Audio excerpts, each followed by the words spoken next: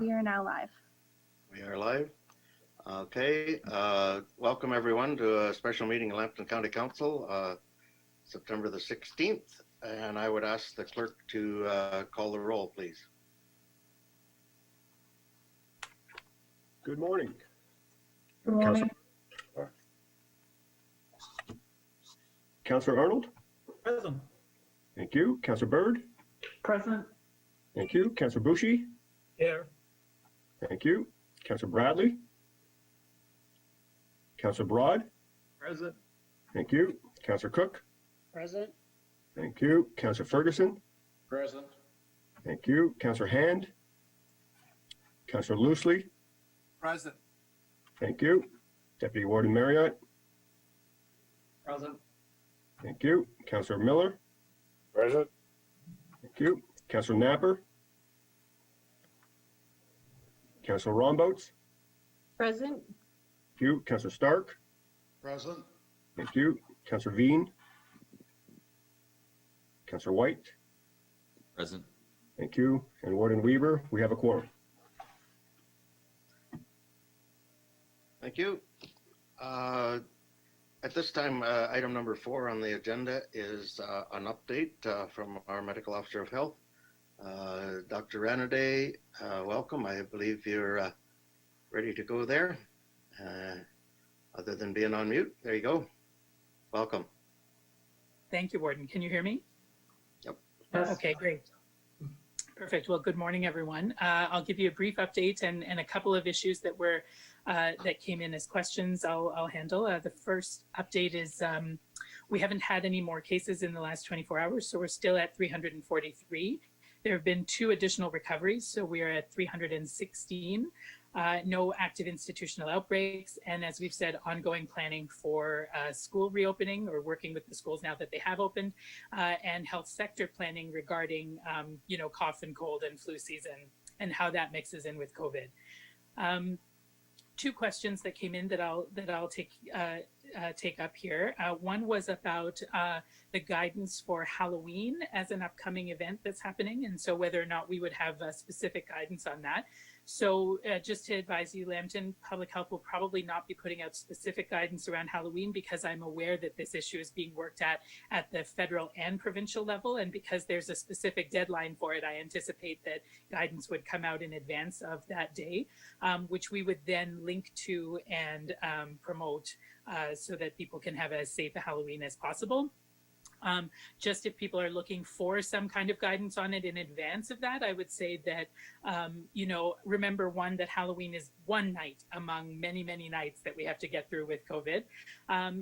2, because we think the risk of surface transmission and things like that is much lower than the risk of close contact, that if you look at all of the different things that happen in Halloween, I'm much less worried about kids going to other people's houses and getting candy and coming home than I am about people having social gatherings around Halloween. So essentially sort of grown up or family get-togethers related to Halloween is the biggest risk of transmission compared to the kids going door to door to get candy. So, and as always, they're the standard Halloween guidelines, right? Parents should inspect the candy or treats before it's eaten. Parents should regulate the amount of candy that's being eaten.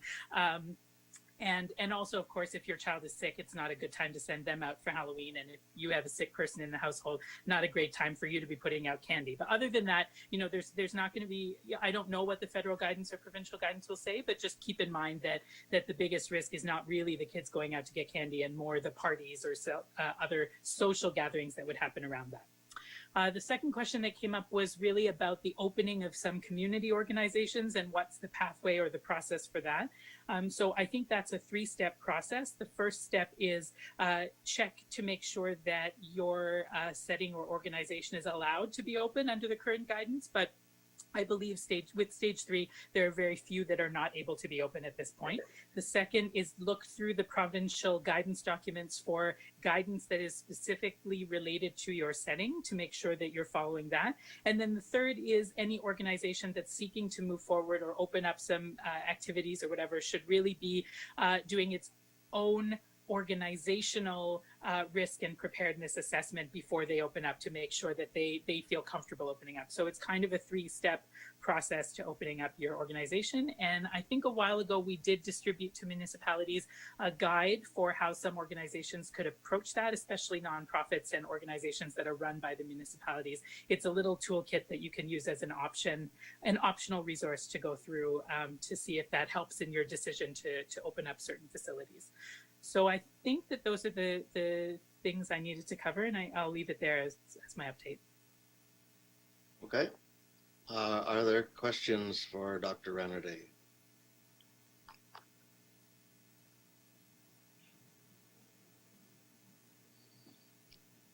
I'm not seeing any questions. Yes, Warden Webber. Councillor Bird. Thank you. I don't know if you could see my hand. Good morning, Dr. Renner. So in view of all the articles that have been coming out from Canadian Mental Health and other related medical organizations, I would be most interested to hear your comments, please, on the resulting effects of actually contracting the COVID-19 disease versus the effects of the COVID-19 measures themselves. Sure. Thanks, Councillor. I think that we have recognized from the beginning that public health measures such as lockdowns and various other, things like that do have their own harms associated with them. And I think just as COVID does. And so really the key moving forward is to try to balance those things out so that we prevent COVID disease to the extent that we can, while also ensuring that people's other well-being in other areas of their lives is not materially harmed by, not being able to socially interact and that kind of thing, right? Mental wellness and physical wellness is critically dependent upon social interaction. And so there's no perfect or right answer to this other than acknowledging that both of those things are critical goals as we move forward, and finding the balance is key to be able to prevent transmission as much as possible, prevent severe illness, and prevent health system capacity overload, but also allowing people to ensure that they can maintain their mental and social and physical well-being, which requires interacting with each other in as safe a manner as possible. So thank you, but that therein lies the difficulty, because how do we prevent total isolation for, say, seniors who are isolated and living alone anyway, and then you prevent them from having visitors and things like that? I think I was rather alarmed when I read all the stats from Alan Stevenson from the Canadian Mental Health Association. He said, like, the demand for the mental health services has really greatly increased. So I'm just wondering if there's something else that we can do a little bit differently to help prevent that, because this is becoming a big problem. Sure, Councillor. To be honest, I think that the way that we work through this is by shifting our mindset in terms of the goals that we're trying to achieve.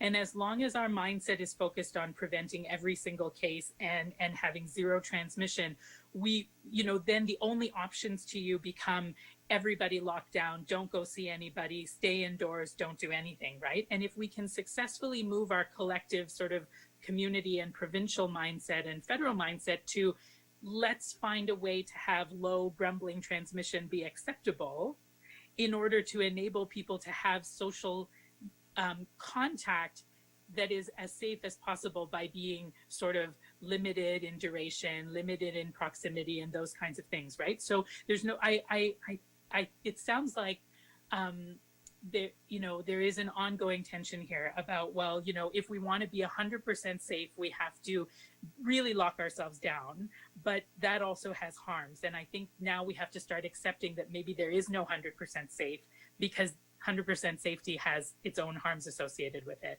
And that we need to, the problem with the middle ground then is that there are harms associated with COVID transmission, as well as harms associated from not having your full set of social activities back.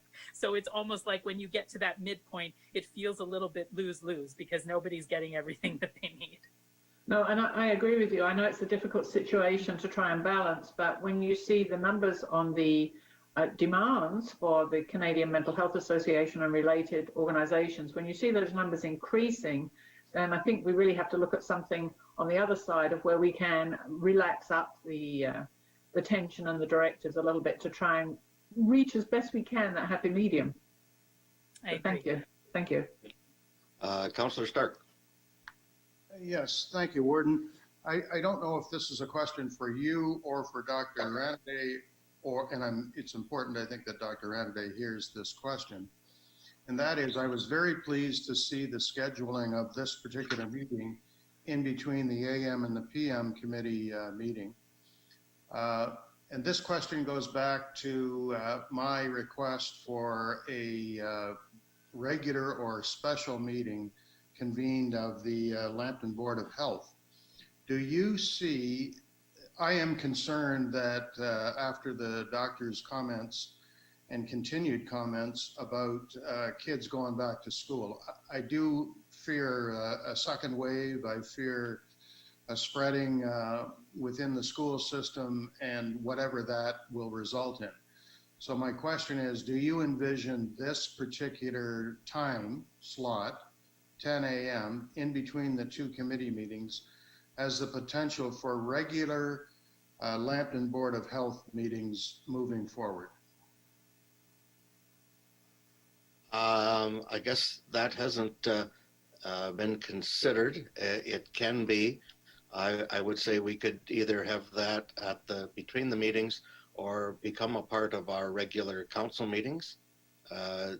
It's a matter that the council of the Lambton County Council is the Board of Health. So that was the purpose for bringing this meeting together between the two to deal with the one motion that was at the previous committee meeting or previous council meeting. So we can certainly look into that, and it's a possibility to either meet for a section. When we have our county council meetings, we do get an update from the doctor, and we can continue to do that and have that as a Board of Health meeting if that's, I will check with Stefan, I guess, on the procedures for doing that and having that as a regular part of the meeting while we're still in the COVID declaration. So if there's anyone, Stefan has anything to add to that of options available? No, that's correct. I think the view is that, of course, County Council acts as the Board of Health here for the Lambton Public Health Unit. And as such, when you're addressing public health unit matters within your agendas, those are Board of Health matters de facto. And as a result of that, I think every time that you meet either as a committee, you're meeting as a committee of the Board of Health when addressing public health matters, and or when you're meeting as a council, you're meeting as a public health Board of Health as well. But in terms of switching gears, in terms of that's the regular cycle of meetings, if ever there's a need, an urgent need for a special or additional meetings for the Board of Health or County Council for as a matter, then those can be scheduled at the call of the warden and or the majority call of council members. So there's a lot of scope to react and to be nimble to emerging public health developments in the community in terms of scheduling county meetings and secondly, and or Board of Health meetings. Okay. Councillor Bradley. Yes, Mr. Warden and County Council. In the last term, we had a report prepared on the different models of public health. And this one is an exception. It does not have outside individuals involved, like in London, like in Toronto. All I'm going to ask is, can that report be put on the next regular County Council agenda? It gave different options and models that we put in place for the operation of public health, including a board that has diversity on it beyond just elected people. So all I'm asking, can that report be put on the next regular meeting of County Council so the rest of County Council who weren't on County Council can see other options out there that continuing doing it this way? Okay, I believe there was a liaison committee struck to deal with that, and that process of changing the Board of Health was all put on hold. There's Mr. Jim Pine that is dealing with that now, and I think they're talking about getting. There was consultation across the province. Lambton was one of the areas that didn't get completed because COVID came in and things got put on hold. So I'm sure that'll get going back again, and we can again recirculate that report if you'd like it back on. I think it would be helpful to the new members of County Council, who probably did not see that report, so they understand. And you're quite correct, there is that review underway. But I think it would be good for us to have that in our heads, in our knowledge base as we move forward. So that's all I'm asking. A simple request is to recirculate it. Okay. Any other questions for Dr. Renner before we move on to the public health report that was put forth? I have a question, Mr. Warden. I have a question to the doctor. If there was a report that the virus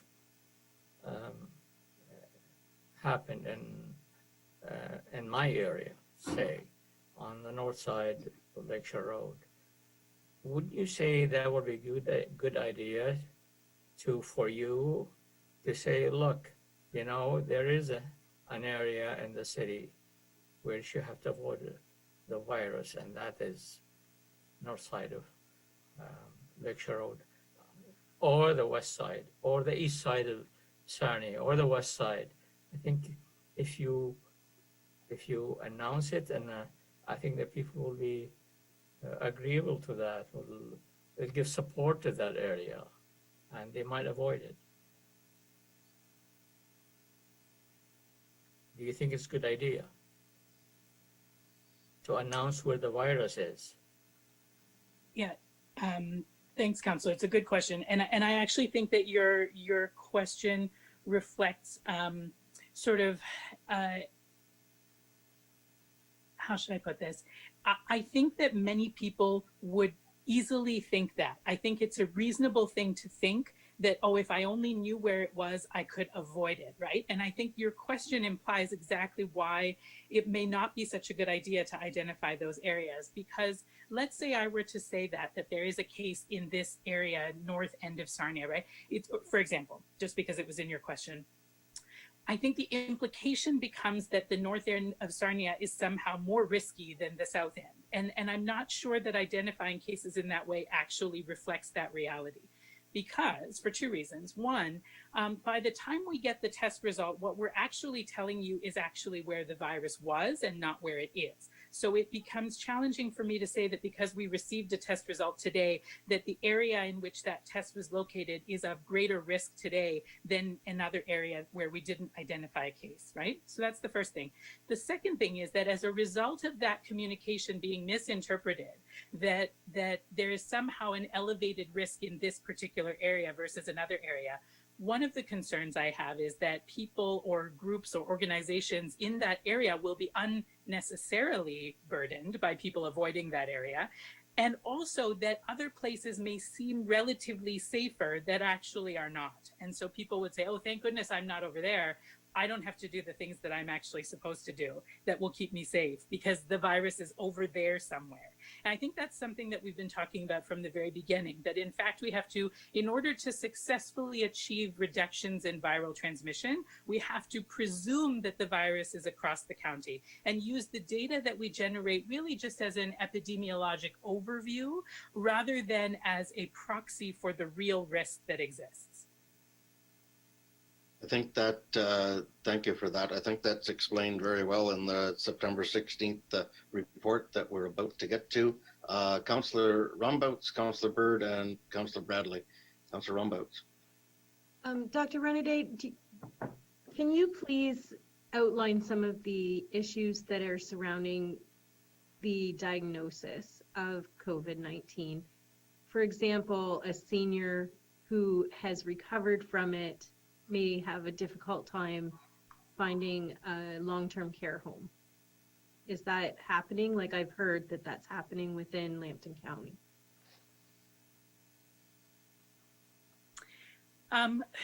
Okay, I might need to ask you for more clarification on what you mean, but I guess in terms of making the diagnosis of COVID-19, it's a combination of the symptoms that you have plus the result of the test.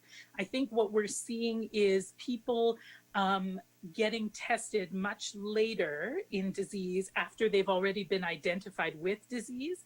At that point, the test is not really very useful. What we found is the test is not really helpful to establish that someone has cleared the virus, for example, and therefore no longer has disease, because most of the evidence shows us that by day 10, we use 14 days for an extra measure of protection, but really by day 8 to 10, somebody who had symptoms and actually had COVID-19 is most likely no longer infectious as long as they have no more symptoms.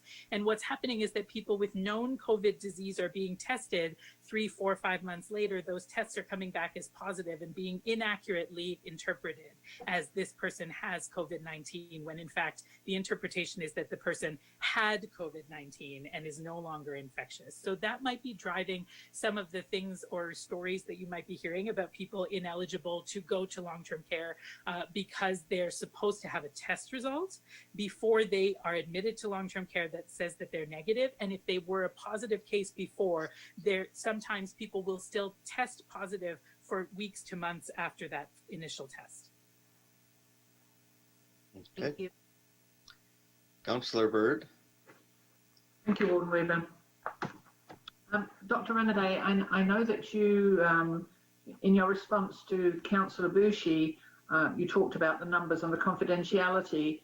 And although I believe the provincial guidelines suggest not reporting on a group less than 20,000 or so in order to protect that confidentiality, however, back in March and April, each of the long-term care homes were identified eventually with the new cases, along with Blue Water Health. So if we could identify on very small groups then, why not now? Could you please explain?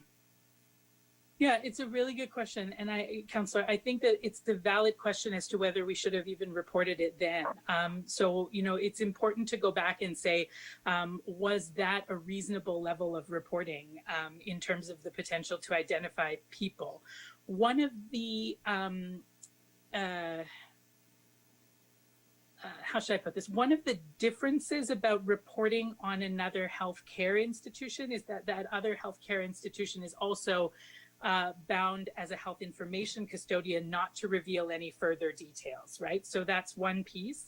The second piece is that I think where you're just talking about cases and not talking about sort of case counts and not adding any additional information, that may support that may make it harder to identify people. One of the concerns about identifying cases here by municipality as it relates to the report is that we already provide a substantial amount of other detail around a case. So we provide age grouping details, sex details, and then when you add on the geographic location, it becomes more possible in smaller communities to identify who that person is, especially where there are no other overlaying layers of responsibility related to being health information custodians. So when we for example, the hospital was disclosing, I believe, their cases, and I think they would have to look at their own processes around that as a health information custodian, and the same for us. So it's a very good question. I'm not sure that there's an answer, but I think that it's important even to go back and ask ourselves whether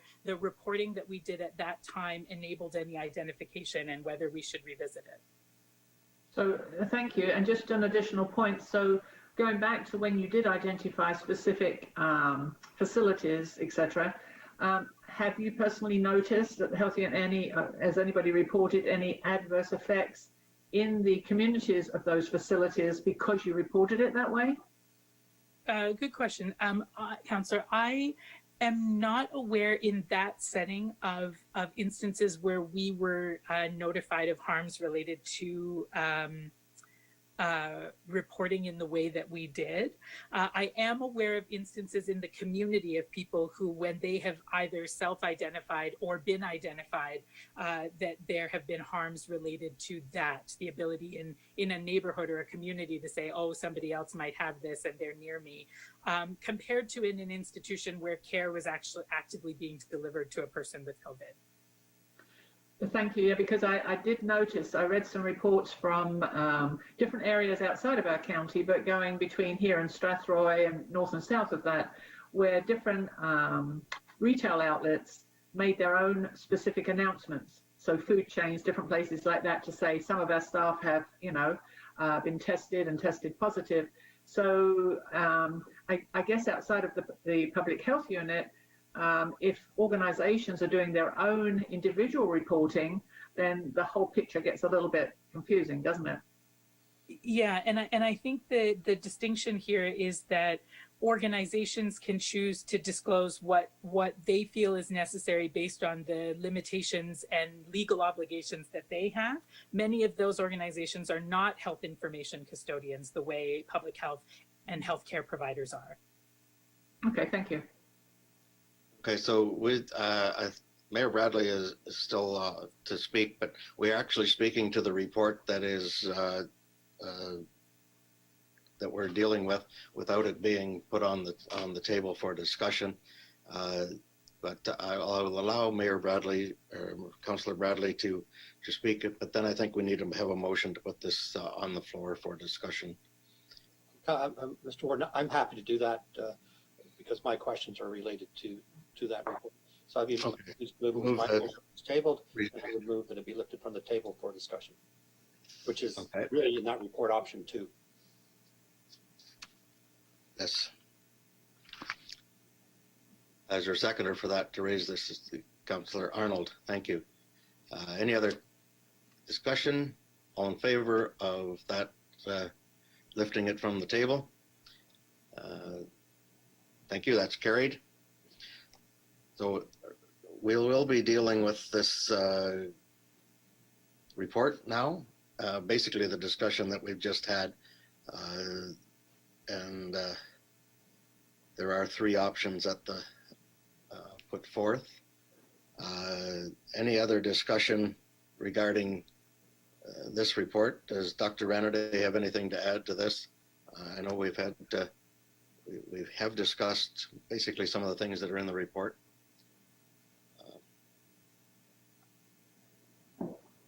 Any further questions to the report? Dr. Renner, do you have anything to add to with this report? Sure, thanks, Warden.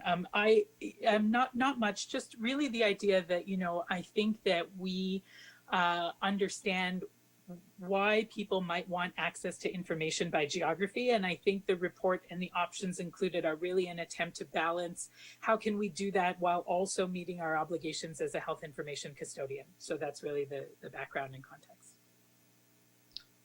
Councillor Stark. You're on mute. I believe Councillor Bradley was first to speak, but I'll follow if that's all right. Okay, Councillor Bradley. I'm looking to the clerk. My belief is that the motion that was tabled that I moved and was seconded is the motion up for discussion, which is it has to be dealt with first. And if it passes, then that ends the debate. If it doesn't pass, then they can look at the other options that are there. That's my interpretation of how the rules work. Okay, maybe these were in the opposite order. Mr. Tufo, can you, should we have dealt with item B? Yeah, I think you're on the right track in the sense that the presentation of the agenda was enumerated the way that it is based on our rules. Those are the rules that say your agenda is to be presented in the fashion that it is. There has been a motion to lift a resolution to lift the matter from the table. So it's currently on the table. The matter for debate is Councillor Bradley's original motion that has been now put before you. So that is not necessarily the report or the options in the report, but rather Councillor Bradley's actual motion to report out on a community by community basis or municipal by municipality basis.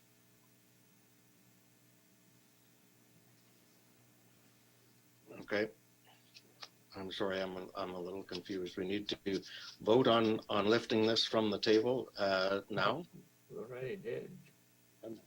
And that vote has taken place. So what the vote lifting the matter from the table The current issue on the table for council's consideration is Councillor Bradley's original motion from County Council of whatever our last meeting was. And that is the motion that Public Health report out on a municipality by municipality basis. That's what's currently on the table. Okay. So, again, that's on the motion that's here. I got to get to it. The original motion.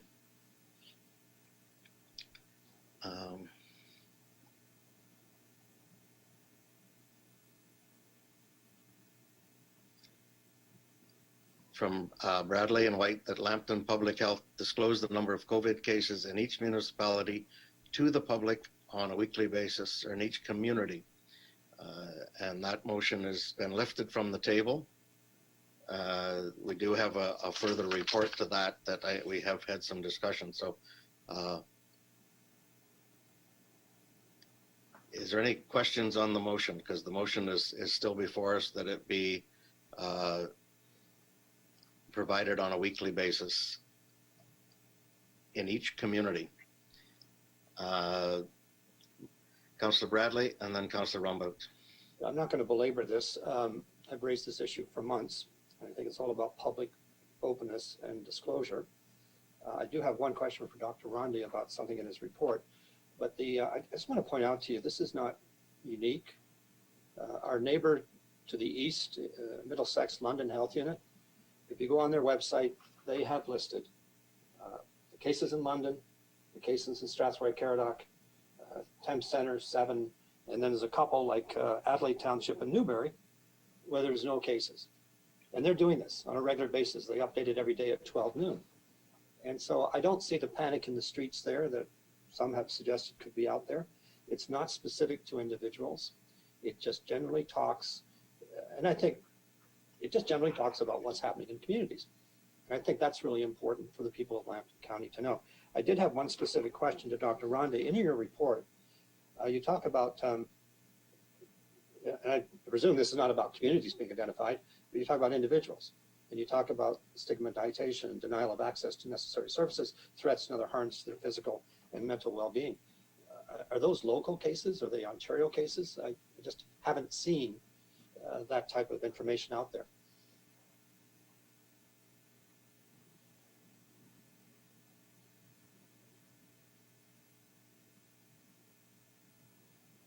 Who are you? You're asking for Dr. Renner to comment on that? His report.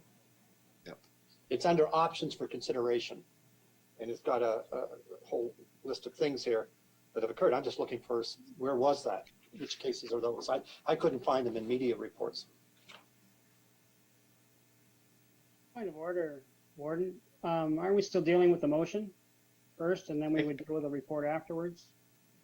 I think we're dealing with the motion that was lifted from the table. The motion that was made at our last council meeting, September 2nd motion, Right. which was tabled. We've had a motion to lift it from the table. So we're dealing with number 13. Lambton Public disclosed the number of COVID-19 cases in each community to the public on a weekly basis. Is there any more discussion regarding that motion? Yes. Mr. Warden, I can give you my honest opinion, and I'm not too sure whether the rest of the council members agree with it, but it's a very honest opinion. I have a brother, medical brother, medical doctor in Houston, Texas. I have medical son in Barrie. I have the most respect for the profession, but I disagree with the doctor this morning. If this deadly virus hit me, I want my friends to know. There's no shame in it. I want my families, my friends, my community to know so I could get their support. There's no shame in it. So I don't know why we are afraid a certain community has it. There's no shame in it. I'd be happy to tell my wife if I have that, tell my friends, tell my neighbors, so they can even avoid it or give me support or send me a note. It's no big deal. So this is my only. I'm voting. I'm agreeing with Michael Bradley on the motion that whether it's small community or large community or whether east of Sarnia or west of Sarnia, it doesn't matter where that hits. We have to give support to that area, and we, in any way, whether we send a card or neighbors, or they'd appreciate that. If I was hit with it, I would appreciate it. I think that's part of the point that the doctor's making, that the individual has the right to do that. As the Board of Health, as the medical officer of health, that's not our choice to say that we're going to tell people who has it. Councillor Loosley. Yeah, thank you, Warden Bill. I also support this motion because I feel very strongly that because so many other municipalities are spread out, we're really kind of confined together in the town of Petrolia. And I think if there was an outbreak, I think we need to be informed so that other residents can put up their guard and be careful. I disagree with this report. I think this motion should carry because I think it's important for each community and each mayor or councillor to be aware of what's going on in their community so we can put up as many safeguards as we need to. Thank you. Okay. Councillor Stark. Oh.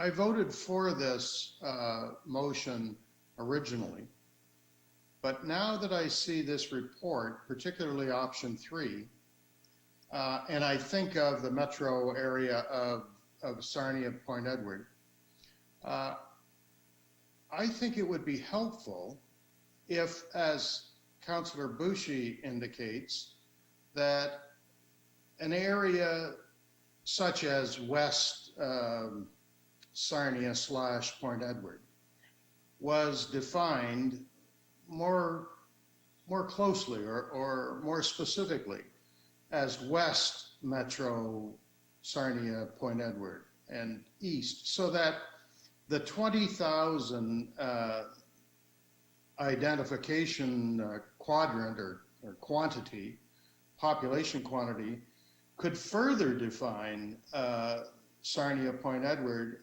because really that's the only area that we're really talking about in terms of identification. The smaller communities, whether it be Petrolia or whatever the case may be, they're going to be defined based upon whatever. So the grouping of municipalities out in the rural section of the county, to me, is somewhat obvious. It's the identification of cases within the metropolitan area of Sarnia and Point Edward, that rather than simply identifying Sarnia as so many cases, I would like it further defined, as Councillor Bouchy is indicating, by a geographical division of Sarnia. So as much as I supported the initial motion, which identified municipalities, I think it's even better to look at option number 3 that looks at defining quadrants of 20,000 people. So in other words, I'll offer an amendment if we get to that point. Thank you. Okay. Councillor Rumbouts. Dr. Renner, please outline the contact tracing methods that he uses. So for example, if I was diagnosed with COVID-19, I would have to say what grocery stores I've been in, what restaurants I've attended, and what time. Is that correct? Like, I don't know if that's publicly out there. Like, how does that work, the contact tracing? Sure, Councillor. So just for everyone's information, can you hear me? Yes. Okay, Yep. good. I've gone off video because my internet connection is kind of patchy, and I think if I just stick with audio, then I'll stay connected. So the contact tracing, we put out some videos on our through our our media channels about how that works, but primarily once we identify a case, we go back through the history of that case with the person who was diagnosed with COVID-19 or any reportable disease based on sort of the timing within which they may have gotten the disease and then the timing in which they may have communicated that disease to others. And then we go back through their kind of their routines. What have they been doing? And then we do a risk assessment on those to identify what might be the places in which they would have had close contact with people, which is sort of a proximity and duration of time that they're spending with people. And then we work to identify who those people might be and then get in touch with them. And if we establish then that they are close contacts, we require them to be isolated. So we would be reaching back to, you know, if they were in school or if they were in a workplace and what is that setting and what are the kinds of exposures there and all of that. So it is a multi-layered process because sometimes you talk to somebody once and then you talk to them again and they say, oh, I actually remember I did do this and this and this. So the story kind of evolves over the first few points of contact with them, but generally we get as much as we can the first time and then go and isolate as many of those folks as we can find. Okay, thank you. Okay. Councillor White. You, Warden Weaver. In response to Councillor Stark's point, which I agree with, I will continue to support the motion that's currently on the floor. I would ask as seconder if the mover would be amenable to including as a friendly amendment quadrants within the city of Sarnia to identify these subsets of roughly 20,000 people as well, just to break it down further. I'm fine with that, Councillor White. I would like a recorded vote. The motion is very clear, and I think that the amendments are fine. It would naturally only impact on the city, and I think that's not that's a good positive step for us to put in place. Thank you. Thank you. Okay. So that amendment is there, that it breaks the city down so it's by community, by municipality, with the addition, if this amendment passes, or is this a friendly amendment, that the city be broke down in quadrants of 20,000 as well. Councillor Stark. I would like to include Point Edward in that because it's a contiguous area. So to me, Point Edward should be part of that population division. Mr. Warden, that I would have to speak against. I think we're doing everyone else by municipalities. All we're doing is saying that the largest group is going to be broken in. If we start to do that, then you go back to where this report was headed. So I would hope Councillor Stark would recognize that. I think it's better we just do it for the city and let Point Edward stand alone. Okay. I think we might want to get Point Edward's opinion on that. Well, sorry. Go ahead, Bev. I had my hand up There. to speak and I was asking about, so we're a population of just over 2,000. We had a case within the village, just to speak to what Mr. Bouchy said. That family didn't want anyone to know. They kept it totally personal to themselves. I only know because I'm a close friend. So while some people want everyone to know, other people deal with it differently. And in our little community, it's hard to keep a secret or keep things private like that. So I'm just making a point about the size of the population. Okay. I don't know whose phone that is. Sounds like might be mine. Okay, so we have the motions on the floor that it is to be distributed by community, which is by municipality, and that the city is to be divided up into quadrants of approximately 20,000 or over 20,000.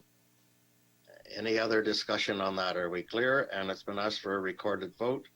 I would ask the clerk, Mayor Rumbouts, Councillor Rumbouts, you have Yes, further sorry, question? Warden Weaver. I just wanted to make the point that Dr. Renner has done a fantastic job in getting our community through this so far, and he has made recommendations that have worked very well for our community, and that's why I won't be supporting this motion.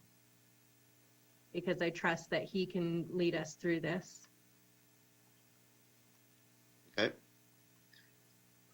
Any other comments? I'd asked our clerk to call the vote. We all understand what the vote is. Do you want to?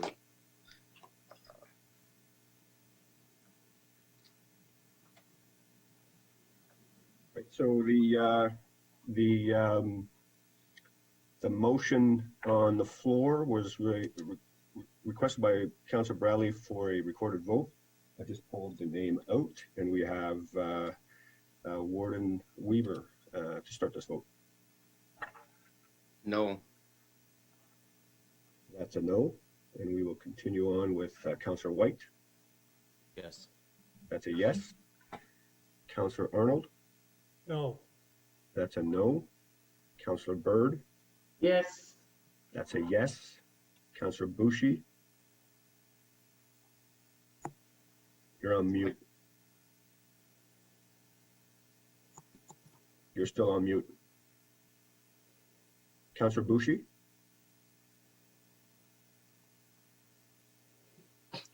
You're still on mute. I just did. Can you hear me now? I can, yes. Yes. That's a yes. Councillor Bradley. Yes. Councillor Broad. No. That's a no. Councillor Cook. No. That's a no. Councillor Ferguson. No. That's a no. Councillor Hand. You're on mute.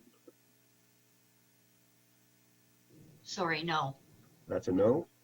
Councillor Loosely. Yes. That's a yes. Deputy Yes, in Warden. favor. Yeah. Deputy Warden Marriott. No. That's a no. Councillor Miller. No. That's a no. Councillor Napper. No. That's a no. Councillor Rom.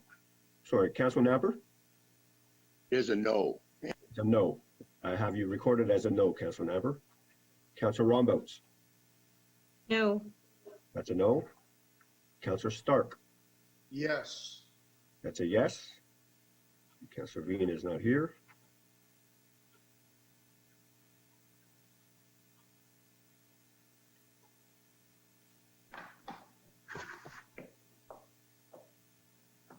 I have a result of 17 yes, 19 no, so the motion is defeated. Thank you.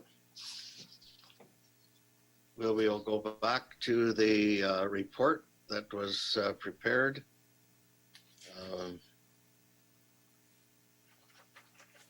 To the right one. And this is dealing with the issue. There was 3 options put forth. There was an option 1 for status quo, an option 2, report on cases by municipality while removing other sources, and option 3, which is basically the 20,000 groupings with group 1, 2, and 3 rural areas. Reading the thing, Councillor White. I don't know who had their hand up first. I was looking at my other screen. Sorry, I wasn't looking up either. So if I'm jumping somebody, I apologize. I will move option 3 with the amendment that Councillor Stark put forward or suggested earlier, that Sarnia Point Edward be broken down into subsections of roughly 20,000 people. And Councillor Stark, are you seconding that recommendation? I am, thank you. Discussion on that? I will ask for a recorded vote on that as well. Okay. Is there any other discussion? Councillor Cook?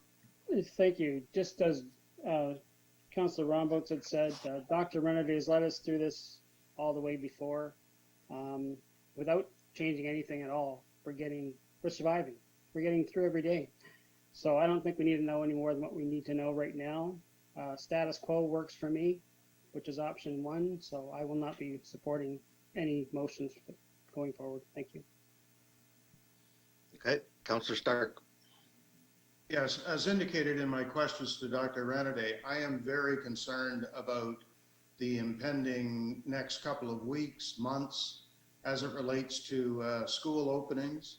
I think and that's why my question relative to ongoing meetings of Lambton Public Health, in my view, is going to be more and more important. I think any information that you can give to the public within a reasonable range of their privacy is important. It's important that people have the information. We should not be trying to deny information. We should be trying to add information. And that's what I think this motion will in fact achieve. It'll help people to understand where the problem is, and if that problem can be dealt with more specifically, all the better. Thank you. Councillor Rumbout. Thank you, Warden Weber. Dr. Renaday, is there not a 50% inaccuracy on the test if you have a low density area for this disease? I had heard that on, I believe it was the Canadian doctor that was stating that the testing on this is not that accurate. Is that correct?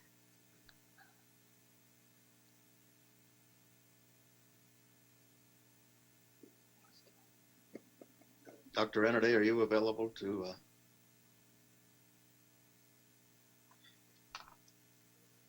Not there. He is maybe. Oh, hello. Hello, Doctor. The question was regarding the testing accuracy. Of the testing. How accurate is the testing for COVID? Yes. Okay, so maybe a complex answer. I will try my best. The accuracy of the test of COVID is dependent upon 3 things. The first is at what point and for what purpose the test is conducted. The second is specifically what kind of test is conducted. And the third is what lab methods are used in the conduction of the test. So, but broadly speaking, the test is fairly reliable when it's conducted on a symptomatic person for the purposes of diagnosing active COVID infection. The test that we use right now is less useful to determine whether somebody has cleared their infection or to determine whether an asymptomatic person, for example, may have infection. So when you use it at the right time point, which is that a person has symptoms and they've had symptoms ideally for a few days even, the test is, I would say, fairly accurate and fairly reliable. That's not to say that there are no false positives or false negatives, but there's an acceptable rate of false positives and false negatives with the test when it's performed at that time. Okay, just to follow up, Warden Weber, I've noticed on social media, every time there is a report on the fact that we have no more cases, it blows up on Facebook and on Twitter, where people are nasty to each other, back and forth. See, I told you, and blah, blah, blah. And it's just adding to the divisiveness that's happening in our community. I would say that if I knew that there was a case within my community, I would be acting the same as I would knowing that there isn't. We're supposed to encourage everyone to social distance, to wash their hands, to be as diligent as possible, and it shouldn't matter. None of this, I just feel like we're wasting our time on this. Dr. Renaday has done a fantastic job thus far. We need to trust the doctor. Councillor White.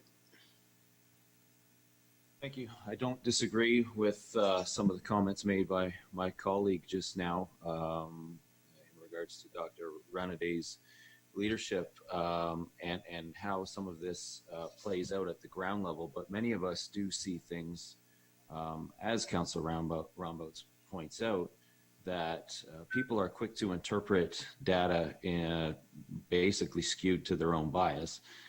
And I think the more data that we do provide allows us to present and to act upon a clear picture. It would be nice if everybody responded as though COVID was present and that we were asymptomatic and traveling within our own communities, so thereby taking extra precautions to protect each other.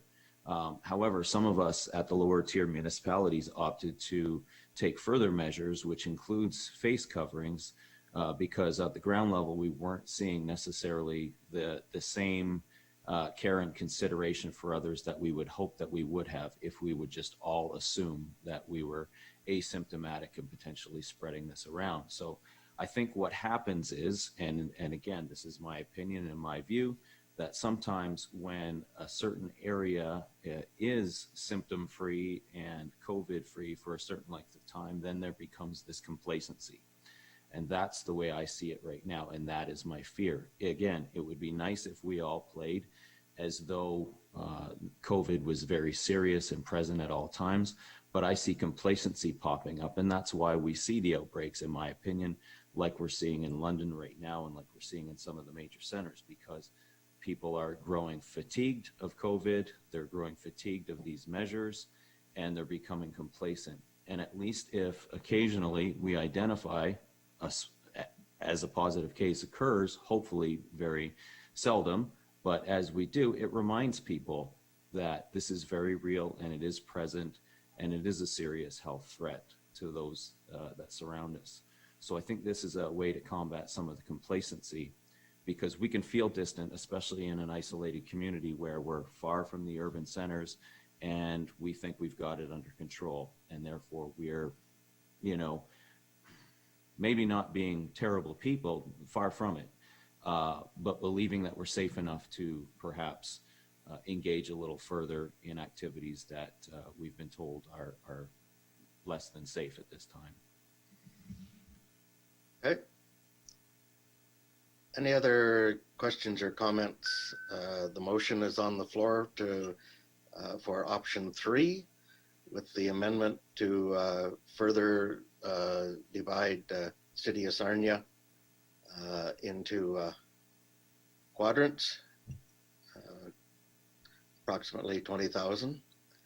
If there is no Mayor Arnold, Councillor Arnold.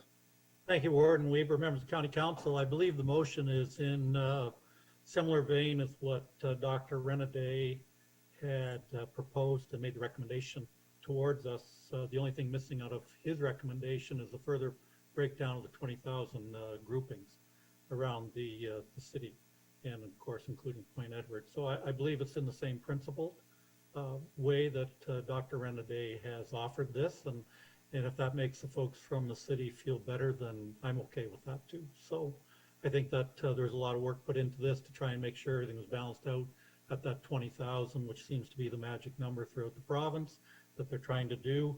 And it stays in the same principle that Dr. Renner had suggested. Councillor Rombouts?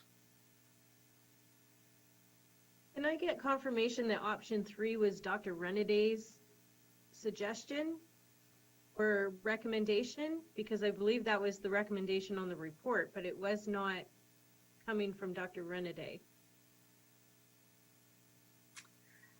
It says it was Dr. Renner. The report says it's prepared by Dr. Renner and reviewed by Andrew and Ron. So is this? Yes, Dr. Warden.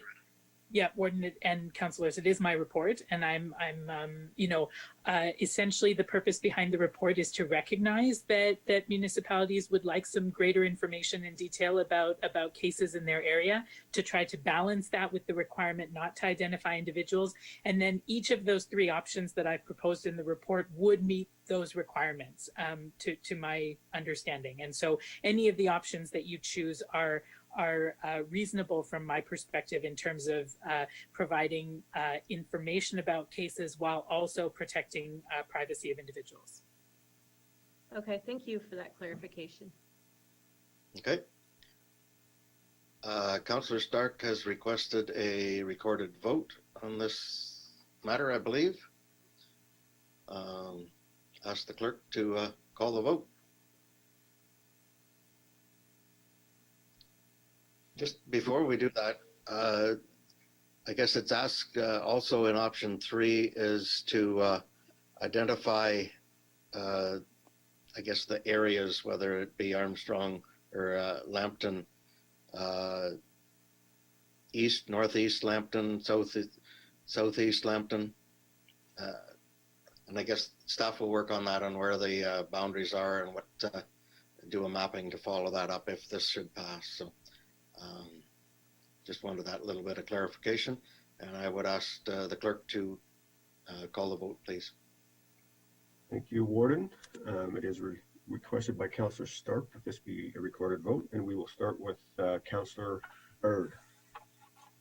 So this is for option 3 with the amendment, right? That's correct. Yes. Councillor Burt, that's a yes. Councillor Yes. Councillor Bouchy, Yes. that's a yes. Yes. Councillor Bradley, Yes. that's a yes. Councillor Broad, Yes. that's a yes.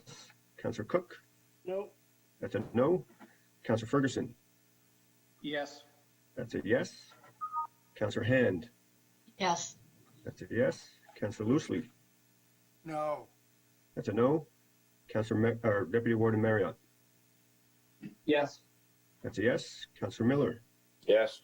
that's a yes. Councillor Napper, Yes. that's a yes. Councillor Rombouts, Yes. that's a yes.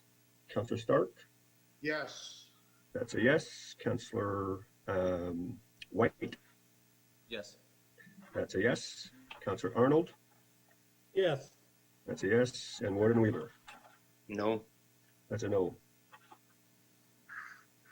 And the motion carries. Okay. Thank you, everyone. I don't know that we have any other items, and we are crowding in on our committee meeting that's going up. Appreciate everyone's input and thoughts on this. As go forward, Councillor Arnold, do you have a?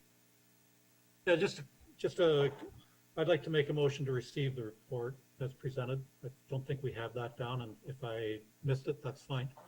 But I'll make a motion to receive the report. Okay, seconded by Councillor Hand. All in favor of receiving that report? And that is carried. So we have get things in order and proceed through this. So with that, I would ask that we adjourn. I'll move to adjourn. Councillor Rombouts, seconded by Councillor White. All in favor of that? That's carried. Thank you. And we'll see half of you in a couple minutes again, dealing with a committee meeting. So, Thank you. stay safe, everyone.